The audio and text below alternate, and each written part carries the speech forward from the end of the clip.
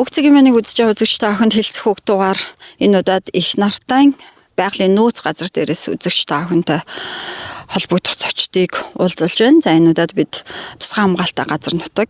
За байгалийн нөөц газарт асуудал яг ямар байгаа юм бэ? За хууль эрх зүйн орчинд бид ямар асуудлыг шийдэж болох юм? За байгаль хамгаалагч гэдэг хүн ер нь ямар ажил хийд юм? Тэдэнд тулгарч байгаа бэрхшээл хүндрэл юу вэ? За мөн ололт амжилт юу вэ? Бид юун дээр анхаарах вэ гэдэг энэ асуудлын хүрээнд ярилцах юм аа. Ингээд өнөөдрийн хэлцэх хүүхд өргөдөө оролцож байгаа зочтой үзэгч та бүхэнд танилцуулъя. Зууны мэдээ сонины сэтгүүлч Урт Насан, байгаль орчин уур амьсгалын өөрчлөлтийн яамны хэвлэл мэдээлэл олон нийтэд харилцах ахлах мэргэжилтэн Ундрах Баяр, Гөв цэгийн сэтгүүлч Батишиг, за их нартай байгалийн нөөц газрын хамгаалтын захиргааны дарга Ананд Пүрв, за их нартай байгалийн нөөц газрын ахлах байгаль хамгаалагч Батболд, за их нартай байгалийн нөөц газрын судалгаа шинжилгээний мэргэжилтэн Эрдэнэсэн, өнөөдөр сонины сэтгүүлч Цэцэг Сүрэн, за ТV9 телевизийн сэтгүүлч Минжин Сор гэсэн ийм зочдтойгоор хэлцэх үг маань хэлж байна. Тэгэхээр хамгийн ихний асуултыг Ундрах Баяр сэтгүүлч маань тавих хаа гэж бодож байна. Ингээд Ундрах Баяртай микрофоныг шилжүүлээ. За та бүхэнд энэ өдрийн хүргэе. Тэгэхээр ер нь Монгол улсын нутаг дэвсгэрийнхаа 21% бид тусгай хамгаалтанд авч чадсан. За одоо 2030 он гэхэд 30% хүргэх юм олон улсын амлалттай энэ зорилтоо биелүүлэхээр ажиллаж байгаа. Тэгэхээр одоо тусгай хамгаалтанд авахын ач холбогдол нь юу юм бэ? Яагаад заавал тусгай хамгаалтанд авах ёстой байд юм бэ гэдгийг бас манай олон нийтэд яг энэ талбар дээр энэ орчинд ажиллаж байгаа та бүхний хувьд бас үзэл бодлоо илэрхийлээч гэж эхний асуултаа тавьж байна. За бид одоо Монгол улсын хэмжээнд улсын тусгай хамгаалалттай газар гэж одоо 120 орчим газар байгаа тийм. Ер нь улсын тусгай хамгаалтанд авдаг гол шалтгаан нь бол байгалийн унган төрхийг зэрлэг аамтыг унган төрхөөр нүлдэх, хойш үедээ өвлүүлүүлдэх, бас байгалийн тэнцвэрт байдлыг хадгалах гол зорилго нь. Тэрийг авч гэлдэх хууль эрх зүйн гол үндэслэл нь тусгай хамгаалалттай газар болж байгаа. Тэгээд тусгай хамгаалалттай газарт авсаар цааш малтвал ашиглахгүй. Мөн байгалийн сүйдэж устгаас урьдчилан сэргийж хамгаалж байгаа олон улсын хэмжээний асуудал л дээ. Олон улсын хэмжээд гэж авч гэдэг яг тэрний нэг жишээ нь манай Монголд улсын тусгай хамгаалалттай газарт ингээд аваа явж байгаа. Тэгэхээр цаашдаа бол энэ тусгай хамгаалалттай газрыг өргөжүүлэх боломжтой цаашдаа хамгаалж чадаагүй газар Монгол улсад сайхан байгальтай, аамттай ийм газрууд их байгаа шүү дээ, тийм үү? Ийм аамттай, байгалийн тогтцтой, түүхийн дурсгалтай газруудаа авч үлдэхийн тулд хамгаалж үлдэх гол шалгуур нь улсын тусгай хамгаалалттай газар болж байгаа. Тэгээд энэ гол үндслэлээр л улсын тусгай хамгаалтанд авж байгаа. Тэгээд энэ чиглэлээр л хамгаалаад явцгааж байна. Ер нь яг тусгай хамгаалттай газар нутагт тэгээд тэр тусмаа байгалийн нөөц газар гэдгийг илүү тодруулаад өгөөч. Ер нь олон нийт маань энэ тусгай хамгаалттай газрыг бол ийм зориултаар авд юм байна. За тэгвэл байгалийн нөөц газар гэж юу юм? Ямар зохицуулттай байдаг юм бэ гэж. Энд чинь иргэд орж ирж аялж зугаалж амарч болох юм уу? Болохгүй юм уу? Ан амтныг нь яаж одоо судалтай юм. Хамгийн гол нь их нартай маань судалгаан дээр суурилсан ийм хамгаалтын захиргаатай байгаа шүү дээ. Тэгэхээр зэрэг энэ тухайга та хэд маань бас нэг жоохон дэлгэрэнгүй ярьж өгөөч. Монгол улсын хэмжээд улсын тусгай хамгаалалттай газар гэсэн дотроо улсын Монгол улсад 4 ангилдаг. Улсын тусгай хамгаалалттай газар, дархан цаазд газар, зохицуулбар газар, байгалийн нөөц газар, байгалийн дурсгалт газар гэж 4 ангилж байгаа. Энэ их нартай тусгай хамгаалалттай газар нь байгалийн нөөц газар тийм ээ. Энэ дээрээс одоо 3 дахь шатлаар ангилалтай. Байгалийн нөөц газрыг авсан гол шалтгаан нь бол шүү дээ. Байгалийн одоо баялаг элбэгтэй нөөц сайтай одоо аамтны амьдрах орчин тохирсон ийм газар байна гэдгээр байгалийн нөөц газар гэж авсан байна. Гэтэ дархан цаас газар гэдэг бол заашгүй хүний хөл хөрхөөс талхлагдахаас хамгаалж онгон бүстэй огт хүн өрөхгүй дархлаа хамгаалж байгаа газар дархан цаас газар гэж ойлгож шүү дээ, мэдээж ойлгомжтой. Байгалийн зохицолбор гэхээр яг дархлаа хамгаалахгүй ч гэсэн бас нэлээд чанга дэглэмтэй байх тийм шаардлагатай тийм байгалийн бүс өслөөр нутгийг бол байгалийн зохицолбор газар гэж авч байгаа. Тухай дотроо бас хуулиараа зохицуулсан бүсүүдтэй тийм дэглэмтэй байдаг. Байгалийн нөөц газрыг бол штэ тэдгээрээс арай зөөлөн олон жил мал аж ахуй эрхэлж дотор нь болдог. Малчтан дотор амьдраад хамтраад ингээд байгалаа хамгаалах боломжтой тийм газрыг байгалийн нөөц газар гэж авч байгаа. Дээрээс нь тэнцээ тухайн бүс нутагт аялал жуулчлалыг доктортой хөгжүүлээд явах боломжтой Байгалийн зохицолтворт газар юу дархан цааст газрууд дээр бол тодорхой бүсүүдэд нь аялал жуулчлалыг хийж болно. Дархан цааст газар бол илүү чангууд бол байгалийн зохицолтворт газарт аялал жуулчлалын бүс гэж байна. Тухайн бүс нь аялал жуулчлалаа явуулдаг бол байгалийн нөөц газарт бол нээлттэйгээр аялал жуулчлалыг явуулах боломжтой нэг газар. Хүмүүс улам зочид аялагч нар, зугаалагч нар, аялагч нар, жуулчид ирээд үзэх сонирхол бүрэн боломжтой. Тэгвэл байгалийн нөөцтэй бас л хамгаалахгүй бол зайлшгүй шаардлагатай газар байгалийн нөөц газар гэж байгаа. Байгалийн дурсгалт газар бол ойлгомжтой тийм. Түүхийн дурсгал юм уу? Тэгээ аял зугаалж болно бас түүхийн дурсгал зайлшгүй одоо хамгаалах одоо нэг уул ужил эсвэл бурхан шүтэнтэй том газар ужил түүхийн дурсгалтай мэдээ зайлшгүй хамгаалахгүй болохгүй. Тэгвэл эмтэд багтай байж болно. Эмтэнгүй байж болно. Тэгвэл өөр бусад зүйлийг хамгаалах зайлшгүй хамгаалах шаардлагатай байдаг. Улсын санаанд авах шаардлагатай байдаг.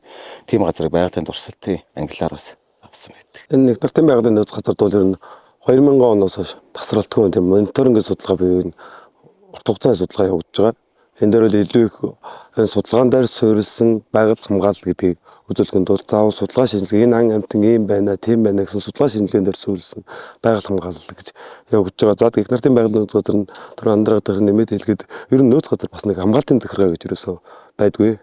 2013 онд их нартын байгалийн нөөц газар анхны нөөц газар Монгол улсын хэмжээнд анхны нөөц газрын хамгаалтын захиргаа байгуулагдсан. Ягаад хамгаалтын захиргаа байгуулагдсан бэ гэхээр энэ яалтгүй түрүүний миний хэлсэн энэ чинь нөөц газар дээр бид нэр судалгаа шинжилгээндээ суурилсан учраас зайлшгүй хамгаалтын захиргаа байх хэрэгтэй юм байна гэдэг суурьнээр хамгаалтын захиргаа байгуулагдсан байна. Судалж байгаа амтнуудынхаа Манайх дээр бол яг одоо өнөөдрийн байдал дээр бол нөмрөг засгийн судалгаа явагдаж байна. Нөмрөг засгийн судалгаа болохоор яг 14 дахь жилдээ явагдаж байна. За жижиг хөлтөний судалгаа болохоор 20 жилдээ явагдаж байна. За дээрээс нь ургамлын судалгаа бас 20 жилээ явж байна. Бид дээрээс нь нэмээд энэ гол их нартын байгалийн нөөц газрын гол амтан болох энэ аргал янгирын судалгаа 20 жилдээ аргал янгирыг бид нэр нүүдэл шилжилт хөдөлгөөний илүү их судлах зорилготой энэ хүзүүч сансрын тохиол бүхий хүзүүч зүүж судалж байна. За бид нар шуун дээр нэмээд дээрээс нь цээр чонхор дээр судалгаа хийж байна. 200-ын зараан дээр, могоон дээр энд байж болох юм бүх амтан дээр аль болох хаашаа нүүдэлдэг юм бэ? Шилжилт хөдөлгөөн нь юу юм бэ? Юу иддэг юм бэ гэдэг тийм шалтгааны судлах зорилготой ер нь явж байна. За одоо бидний ер нь шууг энэ нөмрөг засанд юу иддэг юм бэ? Тийм минутээр судалгаанууд нэрхэдээ бидний бараг болж байгаа. Одоо бид нар илүү их шашгаан гүн гүнзгий энэ аргал гэдэг янгир гэдэг юм чинь хэдэн жилийн өмнө байсан юм уу? Цаашдын өмнө ер нь гिचнээ жилийн өмнө байсан бэ гэдэг судалгааг нь бид нар генетикийн судалгаар одоо их илүү анхаарлаа хандуулж байна. Одоо Монгол орн тулгамдаад би гэрийн мал энэ бид нар ганцхан амтнаас судлаад тусгуугаар хүмүүсийн энд амьдарч байгаа нутгийнхаа иргэдийн малан дээр нь өвчний судалгаа бүх зэрлэг амтнаар өвчний судалгаар маш их анхаарч явж байна. Их нартын одоо байгалийн нөөц газарт бол одоо улаан номонд орсон олон ховор зүйлийн амьтад байгаа. Гэтэл өнөөдрийн яг хууль тогтоомжн дээр авч үзэх юм бол одоо нөөцгөө тусгай хамгаалтай газар галт цэвсэг авч явахыг хориглоно гэсэн заалт байхгүй гэх жишээний.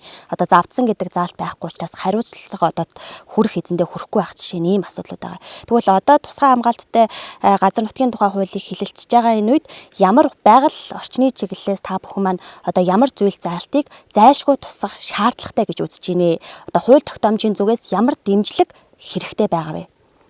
Гэхдээ энэ дээр бас ганц нэг алдаа гардаг л да хуучин хуулийн дээр байна. Тусгай хамгаалтай газар дөрвөн бүс дотроо дөрвөн бүсүүсээрээ өөр дэглэмтэй байдаг. Хориглох зүйлтэй дэглэмтэй байдаг. Дархан цааст газар зохицолбор газар дээр бол хориглох заалтууд нь тодорхой байдаг. Байгалийн нөөц газар дурсгалт газар дээр болохоор хориглох заалтууд нь арай сул байдаг.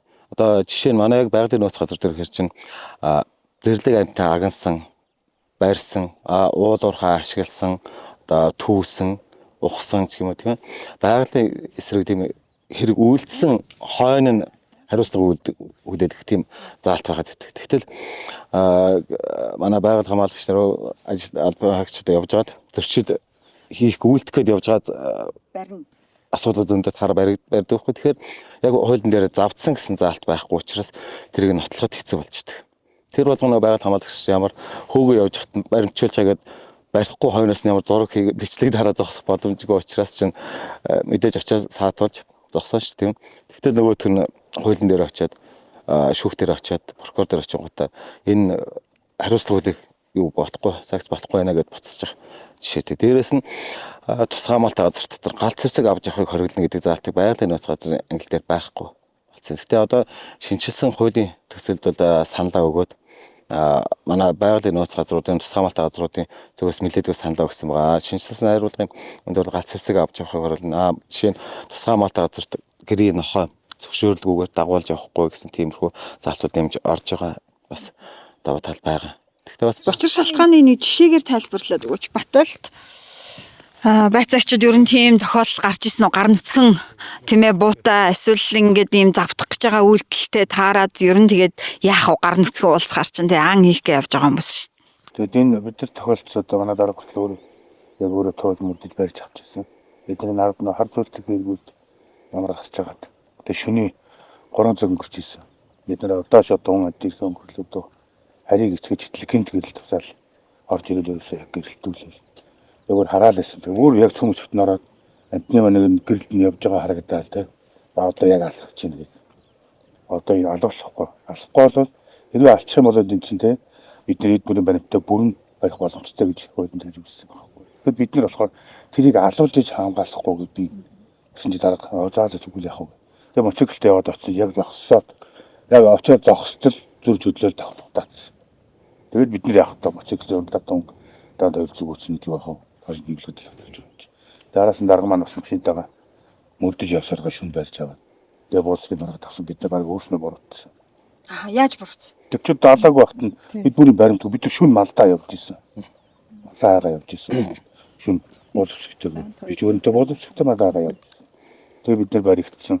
Ан хийгээгүйсэн гэдэг утгаараа бид нар тэгээд арга хэмжээ авах боломж өгчтэй. Хөлийнх нь асуудал. дээрээс нь энд яас л да тухайн үед саатуулаад орон нутгийн цагдаагийн байгууллагатай хамтраад уцаар ярьж саатуулаад бариад авчиж явахгүй мөрдөж явсаар баг үүрээ шухуу барьж аваад тэгээд цагдаагийн байгууллага дээр очиж шалгаа бүгдийн машины шалгаад нэгждэг болсон машинд нөө галц зэвсэг байсан. Галц зэвсгийг хураагаад авсаг хөдөд хураагаад авсан. Гэвтэл тусгай хамгаалалт газрын хуулийг гаргаад шүүхтэр очиад прокурор очингуудаа яг төрсний тухай хэрэг нээгээд явахаар хориглосон заалтан дээр галц зэвсэг авч явахыг хориглоно гэсэн заалт байгаагүй. Нөгөө маань мэдээж зогтож явахдаа буугаа буцаагаад хайрцагдаг ардаа тавьсан. Би энд зүгээр мал хайж явсан юм аа. Машин буу бол машинд байсан. Би бол буу ашиглах гээгүй. Араас та яагаад зогтоосон гэсэн араас гэрэл явжсэн. Би өөртөө хөөсөж мэдээгүй. Араас гэрэл гарч л байсан гэсэн тийм заалт өгч байгаа. Гэтэл нөгөө бидэд ан хийгээгүй зөрчил гаргаагүй байхад нь галц зэвсгийг хурааж авсан гэсэн тийм үн дээр сүлдээ өөртөө буруудан болох гэдэг бэрхүү яг хуулийн жижиг тийм алдаанууд зөндөө гардаг л да. Тэгээд одоо энэ бид нар ч нөөц газар түүнээс Монгол гонд ховор аргал янгэр гээд тэгж байгаа шүү дээ.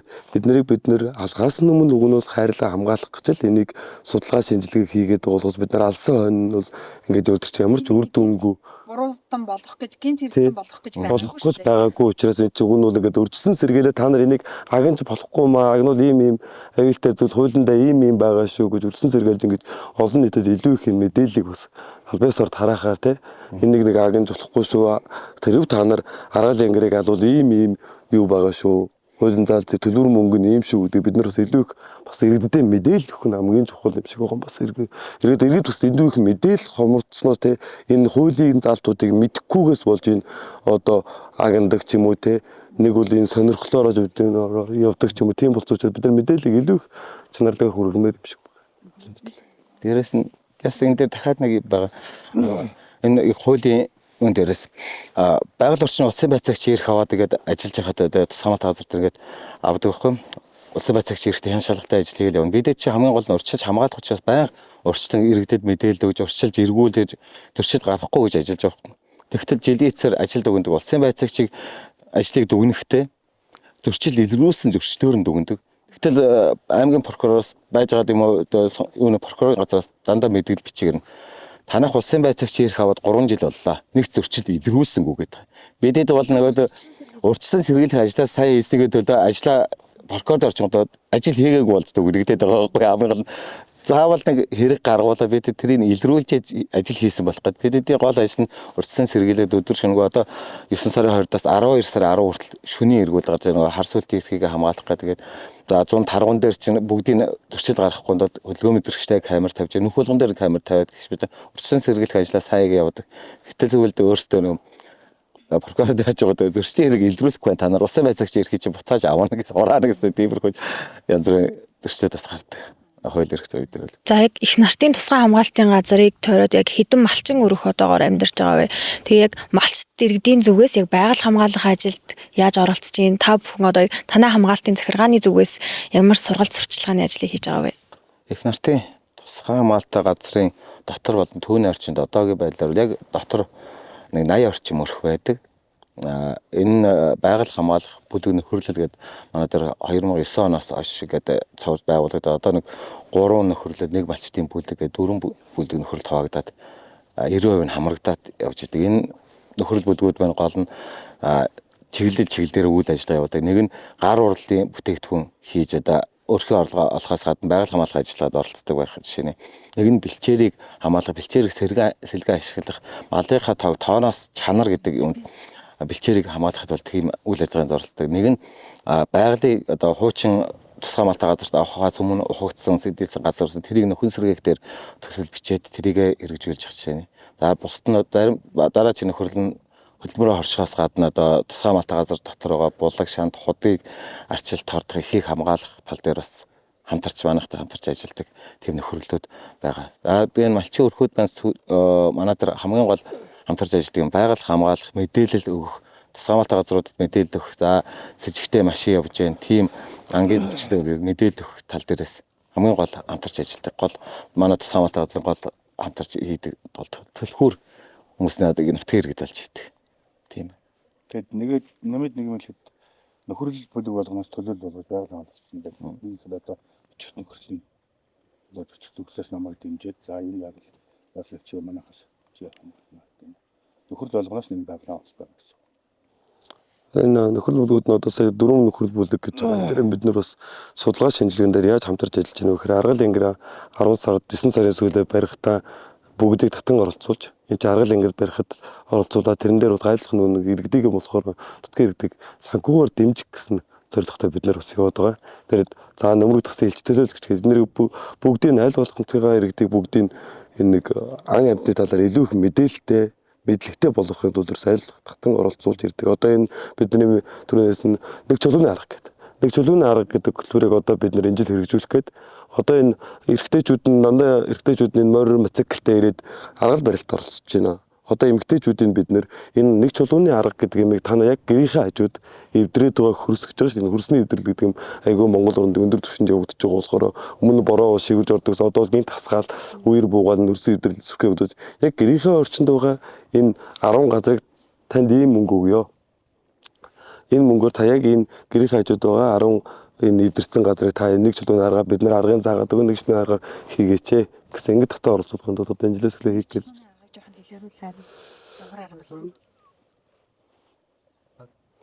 Нэг чулууны арга гэдэг нь болохоор бид нэр энэ Америкийн нэгдсэн Роморага газар хэрэгцсэн байсан. Бид нэр очиж төрцөг солж үзэж ирээд ингээд усны урсгал ингээд бороо орохоор ус ингээд амдагаа урсж байгаа штэ. Тэрнээс болоод ингээд жалга гарч байгаа. Тэгэхээр бид нар бүр хамгийн доор нь авчирж ирээд ингээд ямар нэгэн хөв ч юм уу ийм хийхээр ижээрсэн ус нь уулаас нэг ирчээ авцсан бол ингээд зад татал аваа явчихдаг. Тийм болохоор нэг чулууны арга гэдэг нь бид нар номын сан гэж ярьдаг. Номоо бид нар ингэж босгож хийдэг штэ. Ингээд жижигэн чулуугаар эхнээс нь ахуулаад бүгдийг ингээд сагас сарын хэлбэртэй байжуулна. Яг ийм уртаараа байжуулна. Ийм олон янзаар ингээд нэг чулууны арга ном хэлбэрээр хийж байгаа. Жижиггэрээс нь том чулуу ерөөс ашиглахгүй.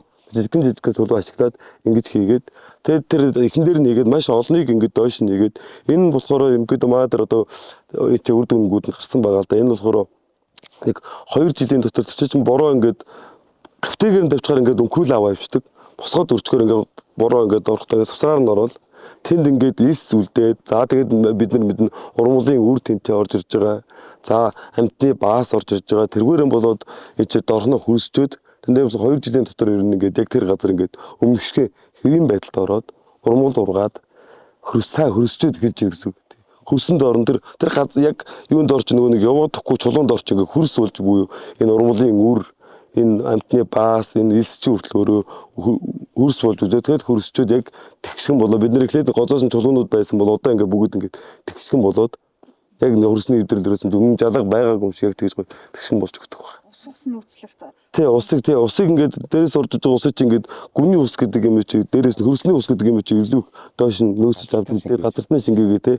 Тэгэхээр бид нар магадгүй нөгөө булаг усны энэ ховордоод байгаа булаг усны усаар тэтгэх ч юм уу те дээрээс нь тийм асуудал шигэр гарч ирдэг. За нэг байгалийн одоо нөөц газар болон туршлагал газруудад хууль тогтоомжийг сайжруулахад одоо та бүгдийн зүгээс хийсэн хамгийн үр дүнтэй үйлдэл одоо юу бэ? Тэр тухай.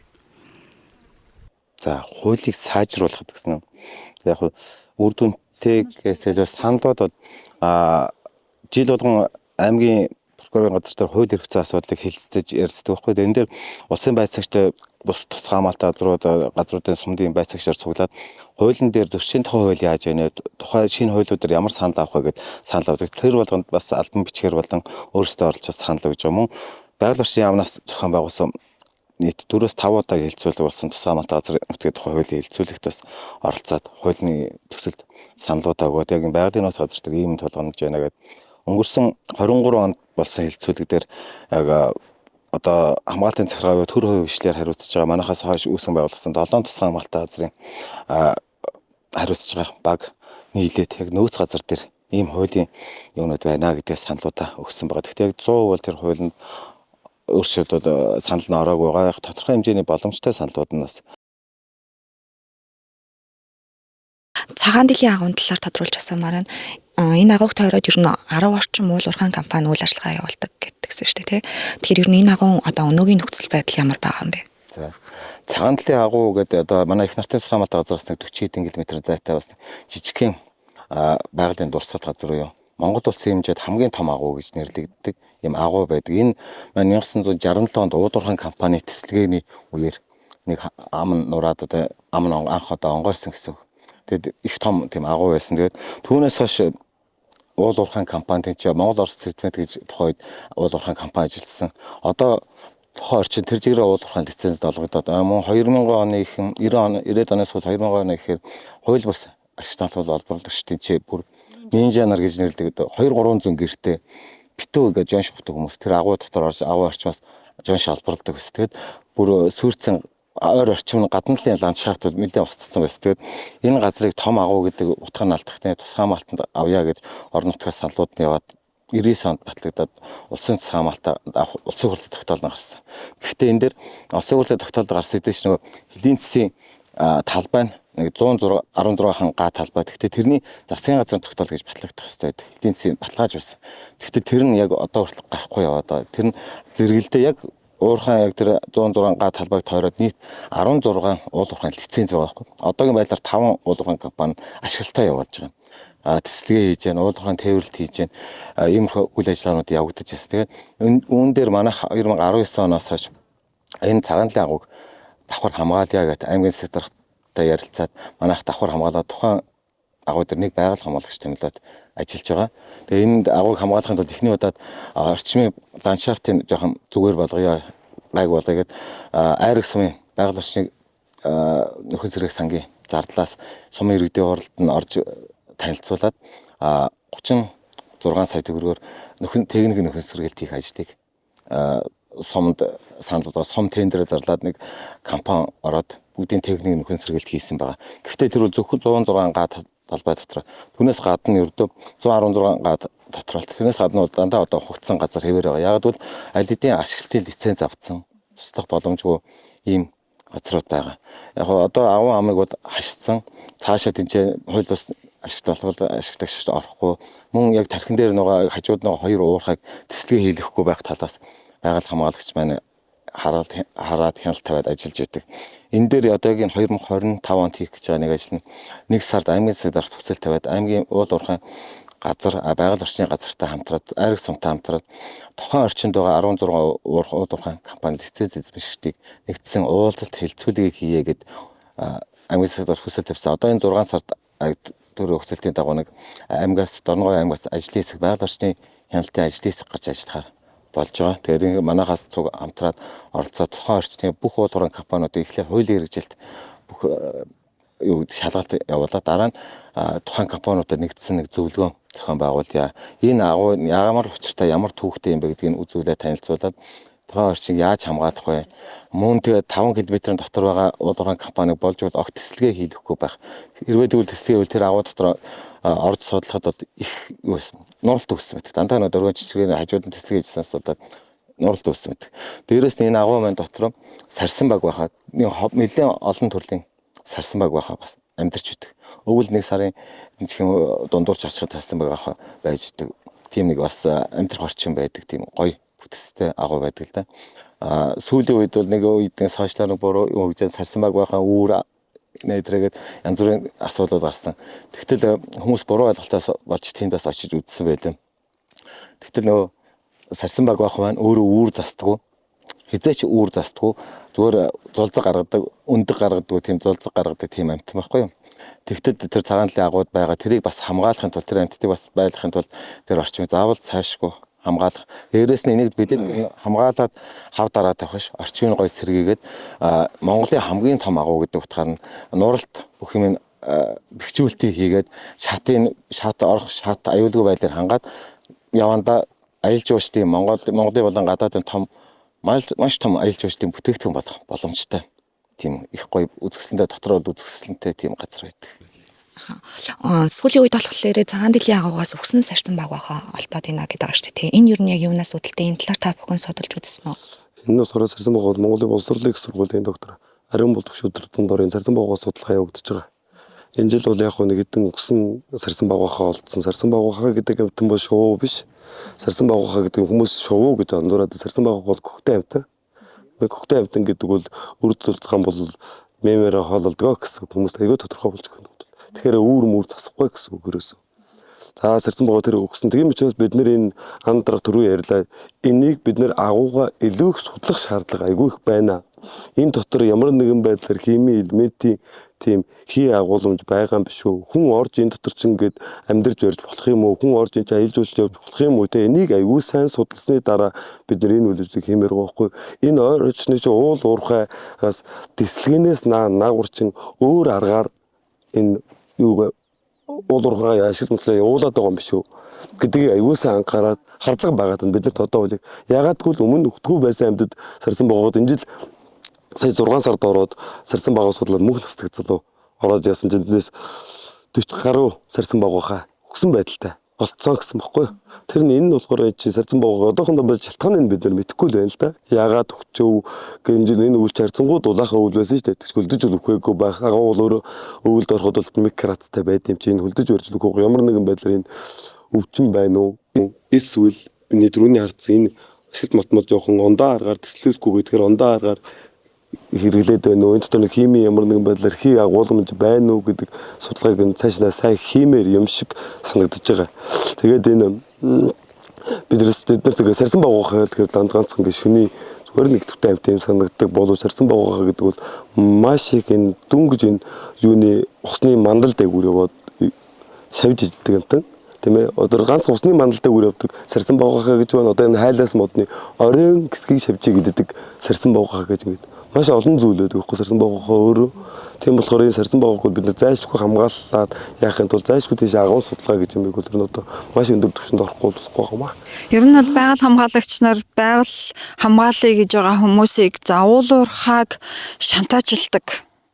Мөнгө олж байгаа салбараа ер нь доош нь татдаг. Тэднийг ер нь хөгжүүлэхгүй.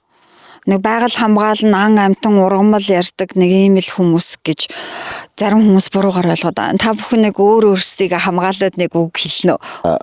Мэдээж улс орны эдийн засагт хэрэгтэй уулуурхайн компани байж болно, дэд үтс байж болно. Мөн зэрэгэлдээ байгаль нь бас заавал хамгаалж явах хэрэгтэй.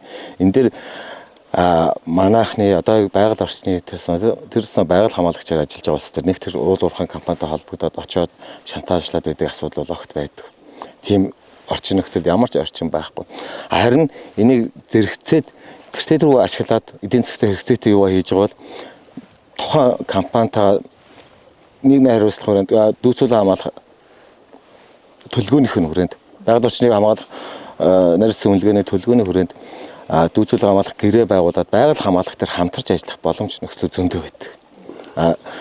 Үүргээ сайн биелүүлж байгаа нийгмийн хариуцлагатай сайтай сайн байгаа компанитай тохиролцоод одоо янз бүрийн ажлуудыг хийж болно. Жишээ нь манай их нартын цэцэн хамгаалалт газар дээр 2021 оноос хойш энэ Дорноговын 70 жаргалын суманд үйл ажиллагаа явуулдаг нүүрсний уурхай компани байгаа. Говийн шилбэн зам гэдэг энэ компанитай бас хамтран ажиллах гэрээ байгуулсан өрөөнд Монгол тарвыг сэргээ нутагшуулах ажлыг амжилттай хэрэгжүүлээ явж байгаа. Мөн 23 оноос Монголын алт компанитай хар сүлт зэрэг хамгаалах, түүний орчныг хамгаалах, тусгай хамгаалалттай газрын хэлийн цэг өргөдгөх гэдэг ажлуудыг гэрээ байгуулад саналаа оруулаад хэдүүлээ уулзаад явж байна. Ярилцаад төслөө хэрэгжүүлээд эхлэе явж байна. Өнөөдөр их зарим төлөөлөлд нэрээд энэ жил 2025 онд дүүцүүлэг хамгаалах төр ямар ажил хийх вэ гэдгийг ярилцах гээд ирчээд. За батал. Ер нь тэ яг сая дарга идэгшил бид нар хамтраад энийг төвтэй дөрвөө газар байгууллагыг ашиглаж улсын орныхон төлөө хөгжил төвлөлтөд хүний шиг болсон төлөөл байгаа боловч энэ бас тэр орж явах хэрэгтэй. Энийг бид нар зэрэгцүүлэн маш одоо хэрэг хандлагатайгаар авч явах хэрэгтэй л гэж. Өөр өөрснийхөө өнцгийг зөв гаргаж ирүүл эн чинь бол ер нь зэрэгцээл явж явах хэрэгтэй зүйл өнцөг гэж юм байгаа. Тэгэхээр ерөөсөө уул уурхай ганцхан ч буруутгадаг. Тийм уул уурхай бол бас л түрүүний даргын хэлснээр эмчиж Монголын эдийн засагт айгүй том хөрөнгө оруулалт. Энэ нийтэн зан маш их хүн бас амьдрал явж байгаа. Энэ бол ерөөсөө шинэ технологи тий хөгжил явж байгаа. Нийтэн нэг айлын өрт. Бид нар бол би бол одоо яг нэг түрүүний таны хэлснээр асууснаар энэ шантаж гэж юм байна. Эн чинь яг биологч нар болон байгаль хамгаалагч нар ерөөсөө хийхгүй байна нэг. Харин ямар ч судалгаан дээр суурилаагүй юу ч мэдгүй хүмүүс одоо энэ утас бариад нэр барьж бидний байгалыг хамгаалж нэнэтрэ гэд саяхан хүртэл энэ одоо юу гээл урантай холбоотой энэ хар сүлт ингээл хөглөө гэл. Ингээд эн чин өөрснөө хар сүлт чин яг судалгаа шинжилгээнээр яг ураанд хорцсон юм уу? Эсвэл өөр нэгэн өвчин яваад байгаа юм уу? Гэдгийг яг судлаад гаргаж ирсний дараа энийг таммаар байгаа. Олон нийтэд. Тийм үү? Яг судалгаатай шинжилгээ бид нар манайх бол одоо бүр яг судалгаан дээр суурилсан гэдгээр юм бол яг ингэж бодох. Хизээч ерөөсөө судалгаагүй шинжлэх ухааны баримтгүй юм уу манайх ерөөсөө ярихгүй гэсэн үг. Дандаа судалгаа суурилсан энэ бол ингээ батлагдсан юм а гэдэг зүйлийг л ярьж. Тэгэхээр бид нар яг энэ чинь биологч нар болон байгаль хамгаалагч нар эдгээр хүмүүс ихгүй наа. Бидний нэрийг барьсан сайн мэдлэгт хүмүүс энийг илүү их хийж явж байна. Бас нэг байгаль хамгаалагчийн шантажлага гэдэг асуудлууд зарим яригдаг ганц нэг асуудал байдаг л да. Энэ нь болохоор тусгай хамгаалалтын газрын дүрм зөрчил зарим уул уурхай компаниуд улсын тусгай хамгаалалтын газрын дундуур тээврээ явуулах. Тэр болгоны очоод зогсоно. Тэгтэл уул уурхай компани өөрөө бичсэн тэдэд гэрээтэй нэг жижигхэн компани тээврээ нийлдэг ч гэдэм. Тэгээ нөгөө тэр тойроо зам нь маршрут нь холуураад тэрийг товчилж түлшээ юмдаг ч юм уу тэр жолооч нарын асуудал байдаг хгүй. Товчлоод явдаг. Тэрийг очоо байгаль хамгаалагч нар очоод зогсоонгот та нар яах гэдэг вэ? Бараг бид эдрийг шантажлаа ярина. Бараг тэр гадны улсуудаас судлаач нар гадны улсуудаа та нар тусгай хамгаалалтын газар гадныханд өгөөдөж яагаад идэх монголчууд нэггээр зүгээр явж болдгоо гэдэг юм уу? Тиймэрхүү зөрчил асууд тиймэрхүү тулсан улсууд бас тиймэрхүү яриа гаргадаг байж болчих шүү. Тусгай хамгаалалттай газрыг, байгалийн нөөц газрыг төр хувийн хвшлийн түншлэлээр авч явахад давуу тал юу вэ? Сул тал юу вэ? Та хэд бол одоо төр хувийн хвшлийн түншлэлээр хувийн менежментээр аваад явж байгаа шүү дээ. Тийм ээ. Энийний давуу тал нь юу вэ? За жоохон сул тал гэвэл юу вэ? Та бүхэн өөрсдөө одоо яг тулгарж байгаа хүндрэл бэрхшээл юу вэ? За төрийн бус байгууллага хариуцаад явж байгаа хувийн хвшлийн гэрээгээр хариуцж байгаа тусгай хамгаалалтын газруудын хувьд бол судалгаа шинжилгээний ажил гадаад хамтын ажиллагааны тал дээр өргөжүүлээд ажлууд хийх бүрэн боломжтой. Мөн тусгай хамгаалалтын газрын өөрийн орлогыг олоод доктортой санхүүжилтийг бий болгоод айл нэг зүйлээс хараат бус хамгааллын ажлыг явуулах. Мөн тусгай хамгаалалтын газраас олох боломжтой орлогыг буцаагаад 100% зэрлэг амттай зарцуулах боломж өгсөн төр хувийн хвшлийн гэрээгээр хариуцж байгаа гол онцлог байна. Давуу тал нь бас тэр байгаа. Мөн давуу тал нь гэвэл тухайн юунд ажиллаж байгаа боловсон хүчин, ажиллах хүч, байгаль хамгаалагч хүмүүсийг сургах, боловсруулах боломж өгсөн илүү байдаг. Мөн орчны бүс одоо тусгай хамгаалалтын газрын орчинд байгаа нутгалж байгаа айл, өрхүүд тухайн орчны сумдын одоо иргэдэд гэх юм уу хүмүүст мэдээлэл өгөх одоо сургалт сурчлаа явуулахад илүү давуу талтай боломж нь илүү гарч ирж байдаг. Түрүүн үйлчлэр дутагдaltaй талууд бол тодорхой хэмжээд байна. хууль эрх зүйн дээр бас жоохон дутанг байдаг бол нэг доктортой санхүүжилтээ олж чадахгүй байвал бас тэр нь цаашаа өргөжүүлээд явах хэцүү болчдөг. Мөн нийгмийн хариуцлагын хүрээнд ажилчдын нийгмийн амжийг хадгалахын тулд бас жоохон дутагтай тал байдаг. Гэхдээ ер нь гайгүй дутагтай талаас илүү давуу тал нь илүү байдаг. Түр хууль ер нь жоохон зовлонгоо нуугаад ярихгүй нэ тий. Зовлон гайгүй. Зөв манайч нэг бас Андреус байгуулга авч өгөө нэг бас өдрөө намдрагч энэ гадаад харилцаа харьцангуй манайч нэгсэн төгдсөн. Тэгээ гадаадаас яг энэ судалгаа шинжилгээ бас энэ эргүүл хамгаалт гэлийн дутагтай талын болохоор гадаадаас ингэж санхүүж тодорхой хэмжээний нэг тийм их санхүүжилт биш. Тодорхой хэмжээний тийм юм нөхөж явж болдог болохоор энэ бас биднэрт зовлон харьцангуй гайгүй байгаа боломж. Нутгийн иргэд маань одоо бид чинь олон жил ажиллаж штэ тийм нэг Монголд авч байгаа. Тэр нутгийн иргэд маань энийг мань ойлгодог. Бас хамтарч ажилладаг тийм. Тийг бас цаашаа бүгд төлөвлөж дэмжиж хамгаалтаас нь одоо өмчнийг өгөх хамгаалалт өгч штэ. За сүүлийн жилүүдэд бас энэ уур амьсгалын өөрчлөлт, цүлжилтийн асуудал бас нэлээд яригдж байна. Бид Монгол Улсын нутаг дэвсгэрийн 70% нь цүлжилтэд өртлөө гэдэг ийм тоо мэдээ судалгаа гараад байна л да. Тэгэхээр одоо их нартын хувьд ер нь энэ цүлжилтийн талаар за энэ олон төрөл зүйл амьтад одоо бэл ургамалд те энэ цүлжилт ер нь ямар байдлаар нөлөөлж ийна гэдгийг бол бас яг бодитоор харж байгаа, судалж байгаа хүмүүсийн хувьд бас одоо та бүхэн саналаа хэлээч. Ер нь яг энэ цүлжилтийн нөхцөл байдал ямар байна? Дээрэс нь бас манай судлаач Эренцэн хэлжсэн энэ цүлжилтэд тэмцэх бас нэг арга бол энэ ургамлан бүрхүүвч үүсгэх юм ургамал тарих юм гэжсэн. Тэгээд энэ талаар бас тодруулж бас маш товчхон энгийнээр яриул. За маш товчхон энгийнээр ярих юм бол энэ ерөөсөө энэ амтан дээр судалгаан дээр амтан дээр одоо ингээд говьд илүү их амьдардаг байсан амьтад ингээд хойшлоо. Их нарт бол яг энэ тал хэр говь хоёр яг зааг дээр байгаа газар нутаг юм. Энийг болохоор хоёр зүйлийн хангааж амьдардаг, говьч амьдардаг зараан дээр айгуу тодорхой энэ яг давхцдаг байхгүй. Тийм болохоор энэ говьд амьдардаг одоо ондөр гарчсан тайлбархан дээр нэг 90 хавиргад гахлаг гэж шүү. Одоо бол энэ их нартаас урагшаага амьдрах боломжтой амтан заа жижиг хөхтэй амтан дээр үзэх юм бол энэ овын шармар гэдэг дандаа говь руу илүү түлхүү амьдардаг амтан. Инжилээс 2-3 жилийн өмнөөс эхлэн энэ баригдаж байна, энэ үзэгдэж байна. Тэгэхээр энэ бол ялт цүлжилт гэдэг юм явагдаж байна гэдэг. Түрүүний асуултан дээр энэ урмалт энэ эсний дэлхийн дулаар л явагдаад байна гэж урмлын гарсан муудж байна. Бороо хур гэдэг юм чи ер нь энэ жил сайхан зуншлагтай байгуулахаас 7 сар өнгөрөөд наадамны дараа бороо ордог боллоо. Тэгэхээр энэ эсний нүүдэл гэдэг юм улам их хэлбэг болж байна. Эсний нүүдийг бол ганц зогсоодог юм бол энэ ботлог урмгол. Ботлог урмгол буюу яг энэ нутгийн говийн ганц унгуу урмгол одоо энэ буйлс.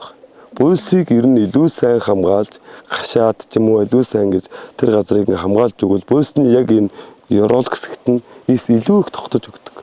За тэргээр нэмэгдээд ис илүү их тогтно гэдэг чинь яг жижиг хөхтэй амьтны хувьд болохоор ингээд үүрлэг орчин болж өгж байна. Илүү их нөгөө нэг энэ доорч нь чийг нь илүү их сайн хуримтлагж өгж байна. Эсэн дээр бороорлог зүгээр газараас эсэн дээр ороход чигээ илүү их эсэнд барьж байна. Энэгээр ургуул нь буюу тэр сөөгнүүд нь том ургаж байна. Том ургаснараа бүх шувууд бүх амьтдын нуугдах орчин бас болж өгж байна. Тийм болохоор бид нар бол цааш дээр нь говь газарт бол ер нь энэ ботлог урмуулыг тариул илүү их манайх ингээд урмуул тарина мод тарина гэдгээр харь зүйл авчирж тариад байдаг. Энийг биш яг өөрийнх нь унган төрхөөр нь авч үзэх нь унган урмуулын тариул маш зүгээр. Харь зүйл хангаа урмуулыг авчирж тарилаа гэдэг чинь бус урмуул нь өгөх магадлал маш өндөр. Усны ус илүү их шаарддаг урмуул байр тараад усын илүү их хөрлөгөөнд татдаг ч юм уу ус нөгөө зүйл нь гатдаг ч юм уу ийм аюул харагдаад байгаа юм чинь. Тэгэхээр бас энэ цүлжилтийн холбоотойгоор одоо гол бус ширгэх асуудлууд бол нэлээд байгаа. Тэгээ танай одоо аймгийн хувьд, танай нууцын газрын хувьд бол бас өнөөдөр 26 жилийн дараа энэ булаг сайхан урсж байна гэдэг энэ баярт мэдээтэй биднийг өгсөн бас баяртай байна л да. Тэгэхээр энэ гол мөрнөө яаж бид нэр энэ урсцыг сайжруулахын, яаж хамгаалахын гэдэг дээр бас амнда зэр дээр бас санал ойлгох тий. Цүлжилтийн холбоот ан пүрэв дарга тий. За сүүлийн жилүүдэд тэрс маяг 2000 оноос хойш говийн бүсээр ордог хурд үндэс хэмжээ эрс багассан. Жилд давтамжин 100-да зөвхөн 100-ны орж байгаа хурд үндэс хэмжээ нь 3-4 давтамжтай байсан бол сүүлийн за 5-6 жил гэхэд 100-да бараг чанартай хурд үндэс ганцхан удаач орж жишээ. Тим жилүүд бас тохиолдож ирсэн. Тэгэхээр 1998 оны хувьд үед одоо тоосон тоол оролт их нартай тусгай хамгаалалтын газар дотор болон түүний орчинд 18 жижиг булга горих байсан.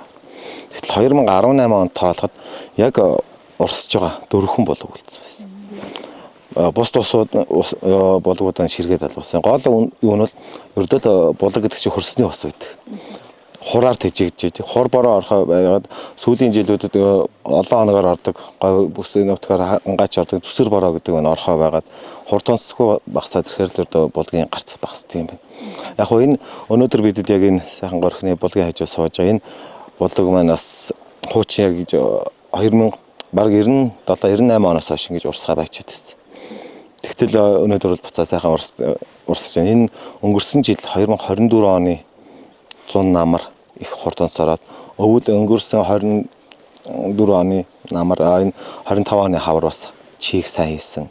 Бороо сайн орсны буцаа сэргээ гараад ирж байна. Тэгэхээр одоогийн байдлаар бол яг нийт 18 булгаас одоо 9 булг нь бол бүр доктортой гоё урсж байгаа. Сэргээд урсж байгаа. Яг хөө гэхдээ энэ бол зөвхөн хур борооны л асуудал байдаг юм байна. Эхийг булгийг ширэхээс хамгаалахын тулд тодорхой хэмжээний зарим нэг булгийг нөгөө урсцсан багсан үед бол эхийг хашиж хамгаалах. Гэхдээ зөв технологиор хашиж хамгаалах тийм аргууд бол байгаа. За ингээд ихэлсэн юм болгон дүүрдэг, өндөрлөдөг. Тэгээд хилцэх үг маань өндөрлж байна. Та гурав маань одоо бид бүхэн асууж амжаагүй хэлмээр байсан зүйлээ бол товчхон тодорхойлоод тэгээд өндөрлөе гэж бодож байна. Байгаль хамгаалал биолог гэдэг зүйлийг одоо илүү их олон нийтэд зурчилж байгаа та бүхэнд маш их баярлж байна. Тэрэн зүгээс энэ яагаад гэвэл хүмүүс ер нь байгаль хамгаалал, хэн болгон байгаль хамгаалал, байгаль гэдгээр мэддэм шиг ирнэ. Айгуу цаана нарийн мэддэггүй сэдвүүд айгуу их байдаг учраас энийг ингэж олон нийтэд түгэж байгаа. Тэгээд яг энэ хүмүүс зүгээр л уриалга хэлэхэд одоо аял зугаалгийн үе маш их эхэлж байна. Тийм ээ. Хэн болгон л гэр бүл аваад хэн болгон л аялж гэж байна. Тэгмээс альва нэгэн зэрлэг амьтантай байгаа газраа дуу чимээ баг гаргаарай. Энэ шууны үүр гэдэг юмд битээ ойртоорой. Алих ээжийн үргээхгүй дээр нь шуу байлаг тэрийг үргээхгүй байгаарай. За тэгээд үзэлд нь хогоо аяхгүй аялаарай л гэдэг уриалгыг хэлмээр байна да. Ол мөргөө аялаарай. Тэгээ ол мөргөө аялаарай гэсэн. Нийт одоо байгаль орчиндөө ихтэй цалтай амс чөлөөцөөр өнгөрөөд усууд бол мөнгөжл байхгүй. Байгаль эх орондоо эко, поггүй, цэвэр өмнөөс өрөнгөө аялаарай л гэж. Тэгээ өнөөдөр та бүхнийг энд зорин ирээд яг энэ тусгай хамгаалалтын газар дээр яг энэ газар дээрээ судлаач нар яаж судалдгийг, байгаль хамгаалагч нар яаж хамгаалдгийг тийг газар дээр нь үзээд яг энэ орчин дээрээс нь үзээд танилцаад мэдээлэл бэлтгэж чад үнэхээр баяртай байна. Яг ингэж мэдээлэл бэлтэх бидэд тэр болгоны телевиз сэтгүүл дуудаад ярьцлага өгөөд мэдээлэл өгөөд авах боломж байдгүй. Тэгэхээр өнөөдөр чинь нэлээд олон бүрэлдэхүүн ирээд ингээд яг газар дээр нь үзээд танилцаад бидний яг ажил болж байгаа нь болохгүй байгаа нь гэдэг үзээд танилцаад явж байгаад бүгдээрэнд нь баярлалаа. Тэгээ бас цаашдаа бүгдээрэнд нас ажлын амжилт хүсье. Бүгдээрээ энэ би та бүгдийг харж байгаа цаашдаа бүр ногоон сэтгүүлч нар юм байна л гэж ойлгож байгаа. Тэгэхээр цаашдаа бас энэ бидний зөвхөн манай их нарт биш Монголын байгаль орчныг хамгаалах тал дээр бас түүчээ болж олон түмэнд гоё мэдээллийг түгээж байгаараа гэж хэлсэн. Баярлалаа та. За баярлалаа. Тэгээд үг цэгмэнийг үзэж байгаа үзэгч та бүхэндээ баярлалаа. Энэ удаад бид их нартын байгалийн нууц газар ирж 2 өдөр сурвалжлага хийж за энд ямар хан амьтан амьдрдэм, за ямар ургамал ургадэм, энд юуг нь хайрлаж хамгаалах ёстой юм, үнц нь юунда байгаа юм бэ гэдэг энэ сурвалжлага мэдээллүүдийг авсны дараа хэлцэх үгээ хийж байгаа. Тэгээ үнэхээр их оронд минь хайрлах ёстой, хамгаалах ёстой. Бид дараагийн үед өвлүүлж үлдээх ёстой. Онгон төрхөөр нь дараагийн үед үзүүлэх, харуулах, ойлгуулах, бас мэдлэг өгөх ийм шаардлага байгаа юм байна. Тэгээд үнэхээр одоо эрдэнэсэн судлаачийн хэлтгэр аялал жуулчлалын үйлрэл эхэлж байна. Бид олноороо сайхан их нутгаа таньж мэдэж аялж зугаална. Гэхдээ таньж мэдэж зугаалж амарч явахдаа та бүхэн зөвхөн мэдээлэлтэй биш, бас мэдлэгтэй байгаарай.